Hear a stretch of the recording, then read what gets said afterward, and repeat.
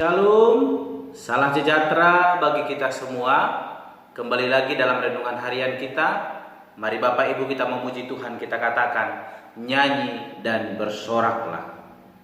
Yesusku, penyelamatku, tiada yang seperti Engkau. Setiap hari ku memuji keajaiban kasih-Mu.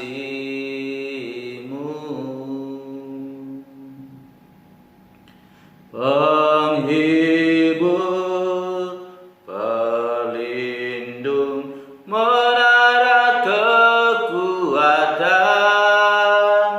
biarlah semua yang bernapas tak berhenti menyembah-Mu.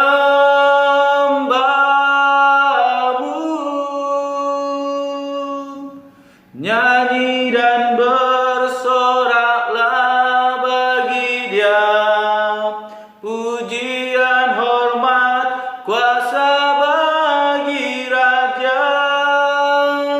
Gunung tunduk, laut bergelora, mendengar nama-Mu.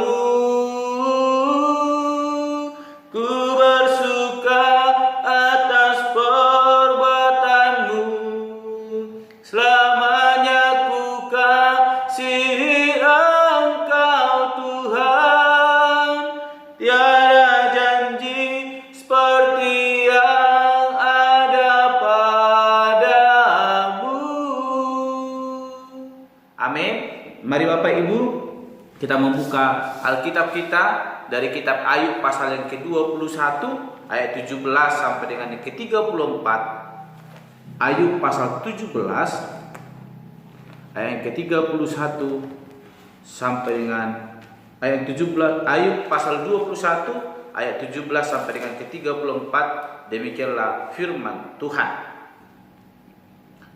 Betapa sering pelita orang fasik dipadamkan, kebinasaan menimpa mereka, dan kesakitan dibagikan Allah kepada mereka dalam murkanya. Mereka menjadi seperti jerami di depan angin, seperti sekam yang diterbangkan badai. Bencana untuk dia disimpan Allah bagi anak-anaknya. Sebaiknya orang itu sendiri diganjar Allah supaya sadar. Sebaiknya matanya sendiri melihat kebinasaannya, dan ia sendiri minum dari murka yang maha kuasa. Karena peduli apa ia dengan keluarganya sesudah ia mati, bila telah habis jumlah bulannya. Masakan kepada Allah diajarkan orang pengetahuan, kepada Dia yang mengadili mereka yang di tempat tinggi. Yang seorang mati dengan masih penuh tenaga, dengan sangat tenang dan sentosa. Pinggangnya gemuk oleh lemak, dan sumsum tulang-tulangnya masih segar. Yang lain mati dengan sakit hati, dengan tidak pernah merasakan kenikmatan. Tetapi sama-sama mereka terbaring di dalam debu, dan berenga-renga berkeriapan di atas mereka. Sesungguhnya aku mengetahui pikiranmu, dan muslihat yang kamu rancangkan terhadap aku. Katamu, di mana rumah penguasa? Di mana kemah tempat kediaman orang-orang fasik? Belum pernahkah kau bertanya-tanya kepada orang-orang yang lewat di jalan? Dapatkah kau menyangkal petunjuk-petunjuk mereka, bahwa orang jahat terlindung pada hari kebinasaan dan diselamatkan pada hari murka Allah? Siapa yang akan langsung menggugat kelakuannya dan mengganjar perbuatannya? Dialah yang dibawa ke kuburan, dan jiratnya dirawat orang. Dengan nyaman ia ditutupi oleh gumpalan-gumpalan tanah di lembah. Setiap orang mengikuti dia, dan yang mendahului dia tidak terbilang banyaknya. Alangkah hampanya penghiburanmu bagiku, semua jawabanmu hanyalah tipu daya belaka. Amin. Bapak Ibu saudara yang terkasih, dalam perenungan kita hari ini saya memberikan tema bagi kita semua, yaitu Allah berdaulat atas kehidupan manusia. Sekali lagi, Allah berdaulat atas kehidupan manusia. Bapak Ibu saudara yang terkasih, dalam perenungan kita hari ini kita kembali membahas bagaimana pendapat Ayub bahwa kemujuran orang fasik, kelihatannya tahan lama. Kita melihat bahwa di dalam perenungan hari ini bahwa ada beberapa tanggapan-tanggapan yang boleh disampaikan oleh sahabat-sahabat daripada Ayub yang berkata bahwa orang fasik akan mengalami penghukuman dan penderitaan yang dialami oleh Ayub seolah-olah adalah suatu perbuatan yang fasik di hadapan Tuhan, suatu perbuatan yang dilakukan oleh orang fasik sehingga Ayub mendapatkan penghukuman daripada Allah. Namun kita melihat Bapak Ibu bahwa dalam setiap persoalan yang terjadi, kita ketahui bahwa Allah turut bekerja dalam hidup kita. Terkalipun mungkin kita telah melakukan hal yang baik, terkadang persoalan itu datang, terkadang musibah itu, bahkan sakit penyakit itu menghampiri kehidupan kita. Sehingga dikatakan ayat ke-17, betapa sering pelita orang fasik dipadamkan, kebinasaan menimpa mereka, dan kesakitan dibagikan Allah kepada mereka dalam murkanya. Ayat ke-18 dan kembali bagaimana diceritakan bahwa akan ada balasan daripada setiap perbuatan orang fasik, yaitu mengenai hukuman bahkan penderitaan yang akan mengganjar setiap perbuatan mereka. Sehingga kita akan melihat Bapak Ibu bagaimana Ayub boleh memberikan pendapat tentang kemujuran orang fasik tersebut. Dia berkata bahwa tidak semua orang fasik akan mengalami penderitaan pada saat itu. Sekalipun mungkin dia telah melakukan hal yang besar, perbuatan yang salah di hadapan Tuhan. Namun ada waktu Tuhan yang tepat akan memberikan suatu penghakiman yang adil bagi setiap orang. Baik itu orang yang berlaku tidak adil, baik itu orang yang berlaku adil, yang akan mendapatkan penghukuman, bahkan akan mendapatkan berkat-berkat daripada Tuhan. Memang benar Bapak Ibu apa yang dikatakan oleh sahabat-sahabat Ayub, bahkan apa pendapat daripada Ayub. Terkadang kita melihat dalam kehidupan kita ada banyak orang-orang yang tidak hidup sesuai dengan kehendak Allah, malas beribadah, bahkan tidak melakukan kehendak Allah. Namun hidupnya merasakan mujur Bapak Ibu, merasakan seperti kebahagiaan ketika kita pandang. Hidupnya merasa terkecukupan, bahkan dia bergelimpangan harta.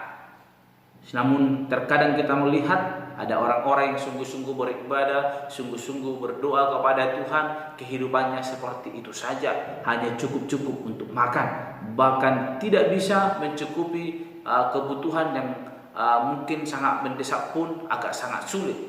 Tetapi mengapa hal ini terjadi?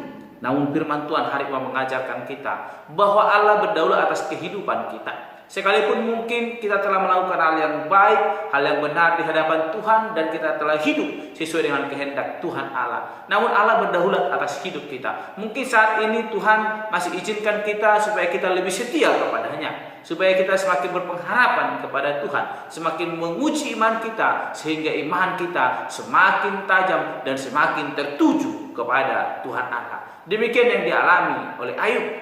Bukankah Ayub adalah orang yang benar di hadapan Tuhan? Bukankah Ayub adalah orang yang berkelakuan yang sesuai dengan kehendak Tuhan Allah? Namun mengapa Tuhan izinkan mengalami penderitaan? Namun mengapa Tuhan izinkan mengalami kesusahan? Sehingga sahabat-sahabatnya menduga bahkan memvonis Ayub adalah seorang orang fasik, yang sekalipun mungkin dalam kehidupan Ayub mereka melihat seharusnya adalah tindakan itu adalah yang benar di hadapan Tuhan. Namun karena persoalan, musibah, sakit penyakit yang dialami oleh Ayub, mereka berkata bahwa Ayub adalah seorang orang fasik, sehingga Allah menjatuhkan hukuman atas Ayub.